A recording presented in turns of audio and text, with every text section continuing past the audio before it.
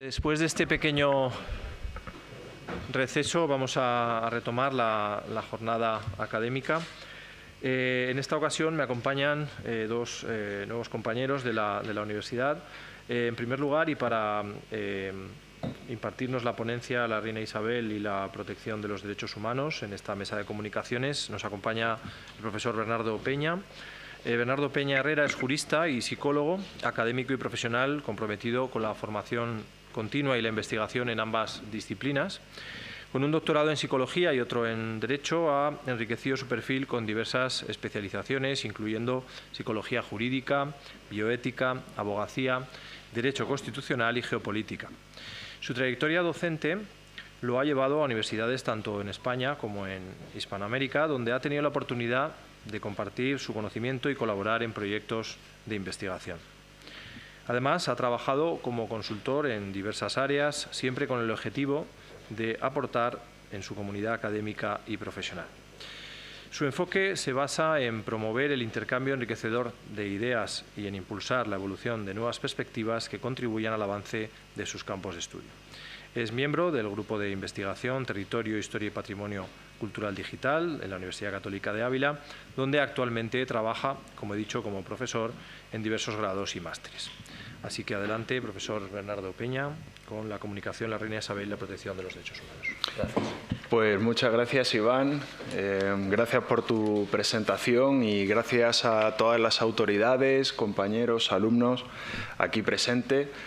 Bueno, yo voy a hablar sobre Isabel la Católica como, para mí, el antecedente más distal en los derechos humanos. Voy a hablar no tanto de antecedentes históricos de su figura, sino de hechos en sí que para mí me hacen situarla como ese antecedente que nosotros podemos tener en cuenta a la hora de hablar de derechos humanos en la actualidad, ya que creo que la resolución de 1948 no sale de la nada, y el régimen de protección de derechos pues tiene antecedentes históricos, no solo en la Revolución Francesa o en la independencia de Estados Unidos, por ejemplo, sino antecedentes más distales en la Reina Isabel la Católica.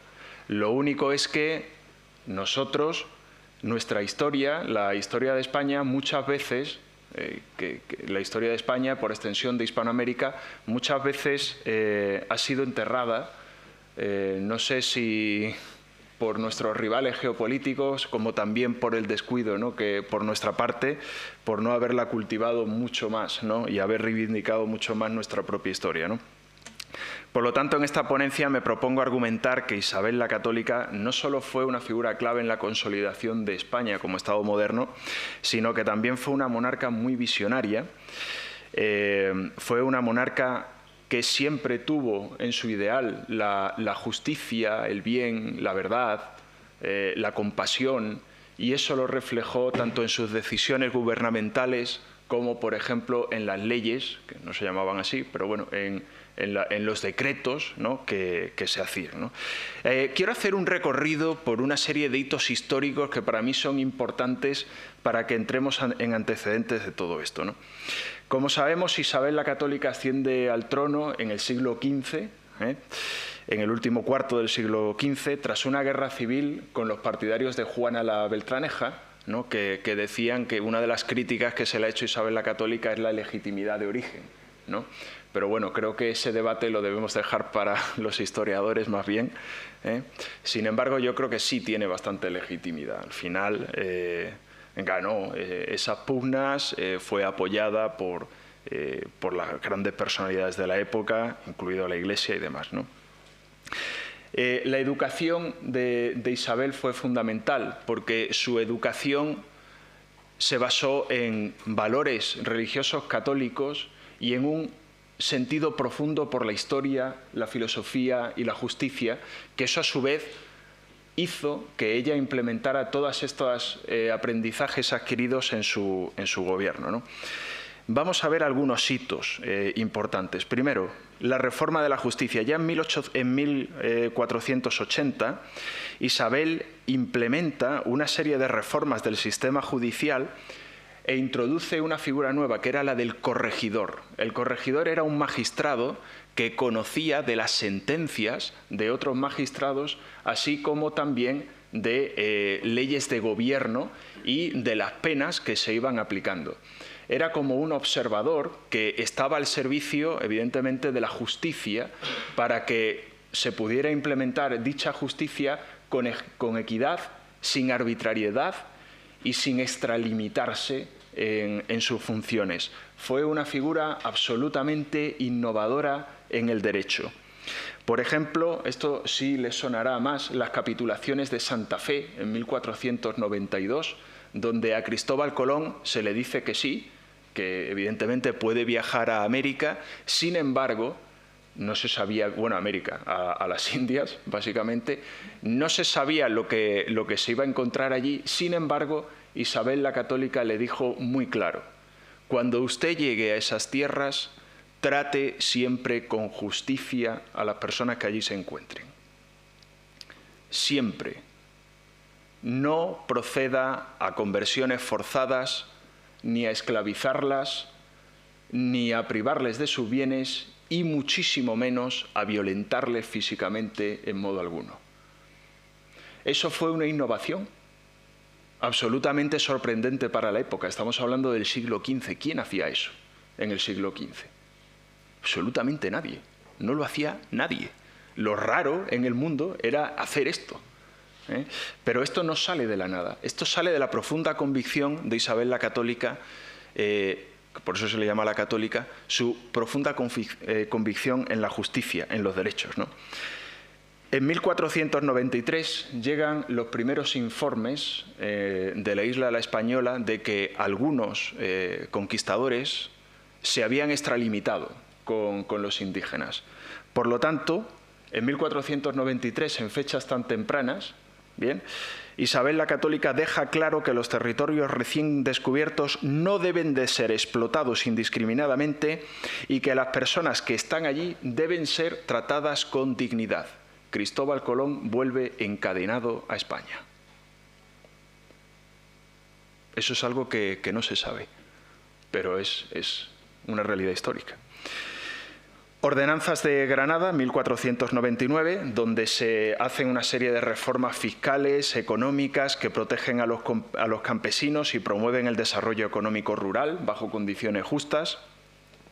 La ley en 1500 para la evangelización no coercitiva, es decir, no se puede evangelizar a los indígenas que se estaban encontrando en contra de su voluntad. No se puede hacer eso. Bien. Aparte de eso, quiero que también recabemos en alguna serie de hechos, ¿no?, que dejan entrever la humanidad de Isabel la Católica, ¿no? Por ejemplo, el rescate de esclavos guanches. Tras la conquista de las Islas Canarias, Isabel ordena liberar a los guanches que habían sido capturados y esclavizados. Esclavitud. Bajo mi reinado, jamás, nunca. Todos somos libres e iguales. Estamos hablando de 500 años antes de la Declaración Universal de Derechos Humanos. 500 años antes, para reflexionar. El caso de los esclavos traídos de América en 1494, en virtud de las prácticas culturales de la época, no solo se traen a España, a la corte, productos, animales de América para que lo vieran los reyes, sino que se traen unos indígenas a la corte, y eso horroriza inmensamente a los reyes católicos, a Isabel la Católica, y se dice que esas personas, si han sido traídas a España en contra de su voluntad, que se devuelvan inmediatamente a sus casas, a sus hogares. La reforma de los hospitales. Hay que entender que no se puede entender España sin América ni América sin España. Lo primero que se hacía cuando se llegó a aquellas tierras era el ayuntamiento, evidentemente, ¿no?, el hospital, el colegio y la universidad. Eso es lo primero. ¿Por qué? Porque en el espíritu de la época que transmitió Isabel la Católica a través de sus actos y sus decretos, España, allá donde iba, era una extensión de sí misma. nosotros nunca tuvimos colonias, nunca. Utilizamos la figura del virreinato. Allá donde íbamos éramos nosotros y ellos eran nosotros, no había distinción entre ellos y nosotros. Éramos todos parte de lo mismo, de la misma estructura. Por ejemplo, hay un libro de Ricardo Levene que he seguido, leí para mi tesis doctoral en Derecho, se titula Las Indias no son colonias, que no fueron colonias, que les recomiendo que lo lean, ¿no? Se construyeron hospitales de acceso público y gratuito, 500 años antes que las seguridades sociales modernas, protección de las viudas y huérfanos para que no quedaran desamparados. Más adelante, el espíritu de Isabel la Católica, ahora voy a hablar de ello, impregnó las leyes de Burgos y las leyes nuevas, en las cuales se tienen una observación con el trabajo infantil. Se prohíbe el trabajo infantil, el trabajo a las embarazadas. Más adelante, basándose en eso, el rey Felipe II establece la jornada laboral de 8 horas y el descanso dominical, que eso no es un logro del siglo XX, eso es un logro del siglo XVI, tengo que decir orgullosamente, de España. La defensa de la mujer campesina. En las Cortes de Madrigal, Isabel presenta leyes para proteger a las mujeres rurales de los abusos económicos, sobre todo, que imponían los señores locales, ¿no? Estas leyes permiten a las mujeres presentar quejas ante los corregidores y recibir justicia. Los corregidores eran algo así, salvando la diferencia, como un defensor del pueblo que estaba a pie de calle.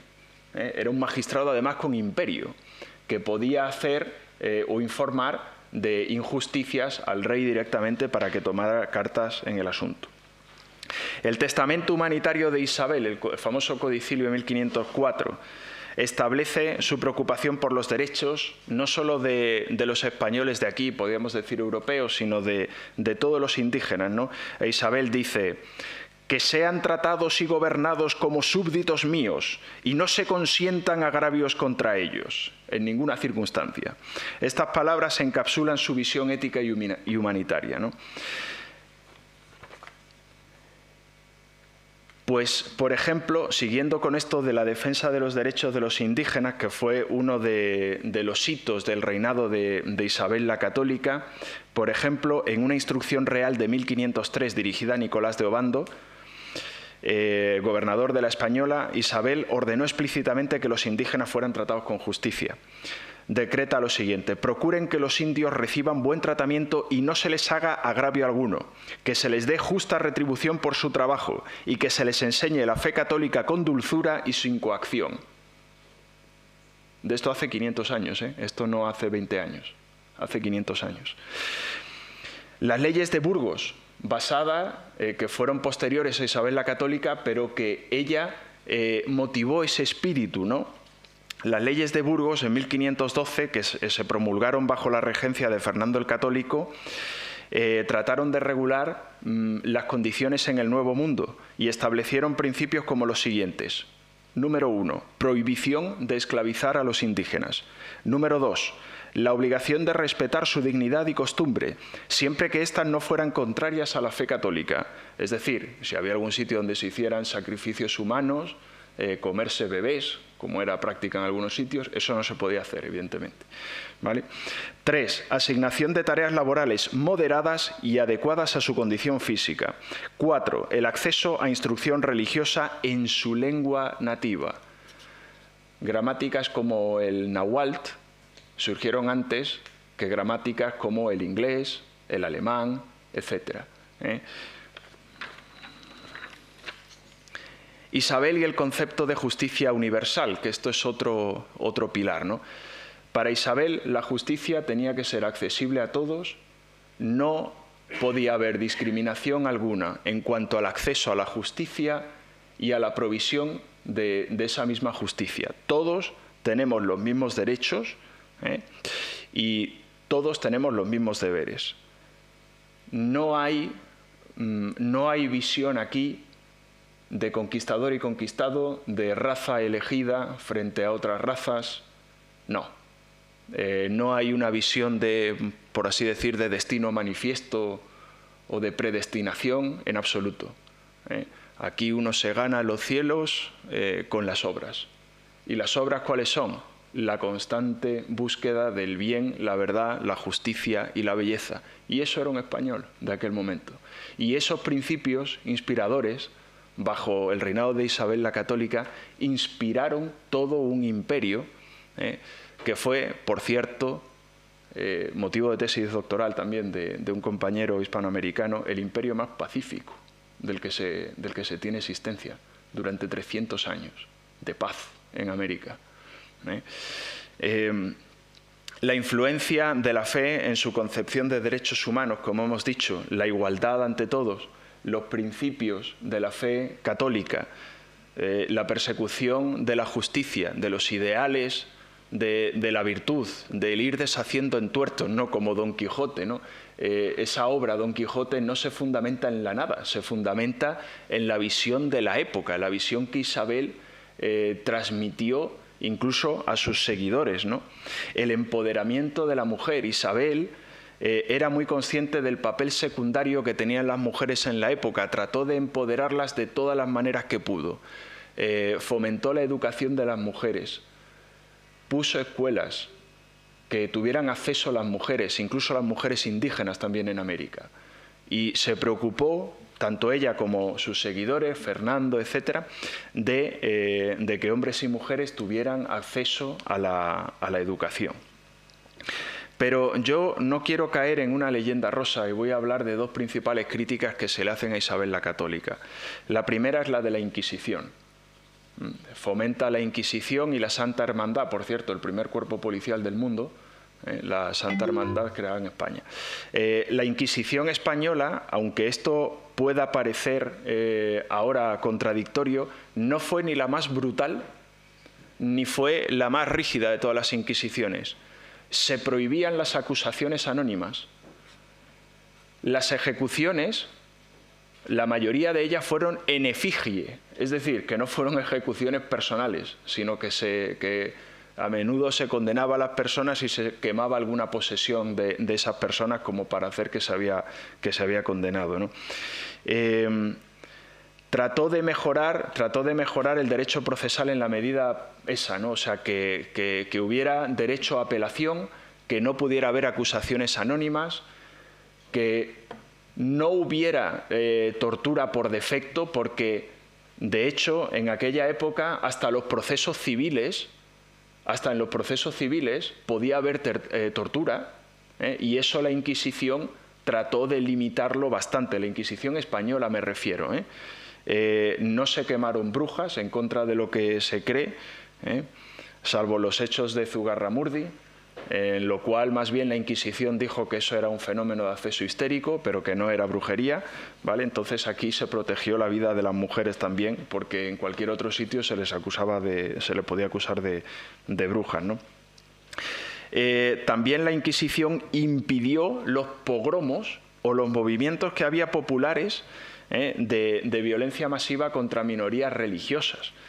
Aún así, digo que no toda la Inquisición fue positiva, evidentemente, que tuvo sus cosas malas y a menudo, pues, como en toda obra humana, puede haber injusticias y hubo casos en los que la Inquisición se equivocó, pero tampoco eso es óbice para que nosotros digamos que absolutamente todo fue un error, ¿no?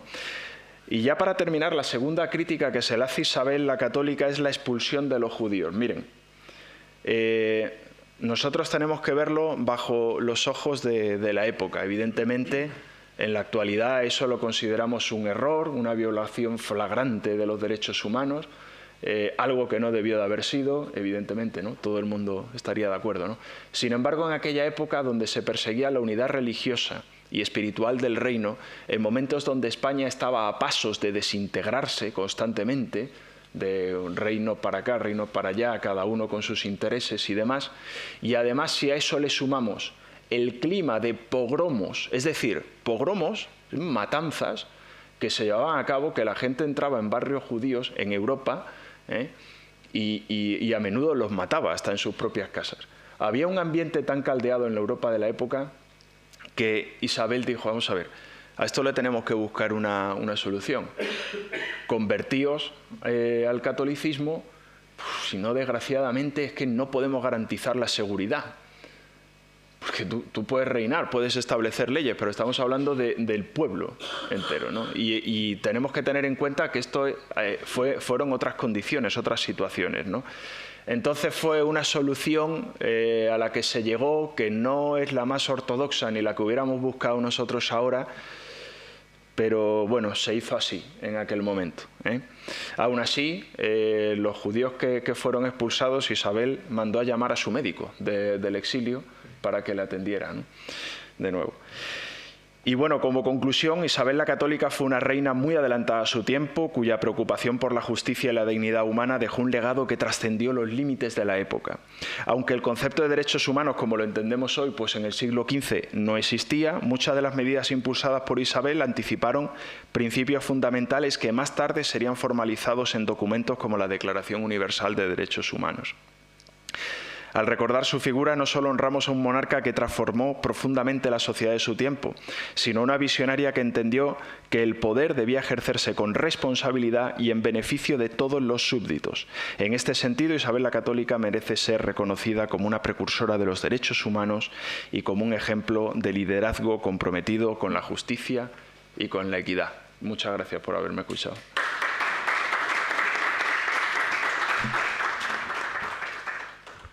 Bien, muchas gracias.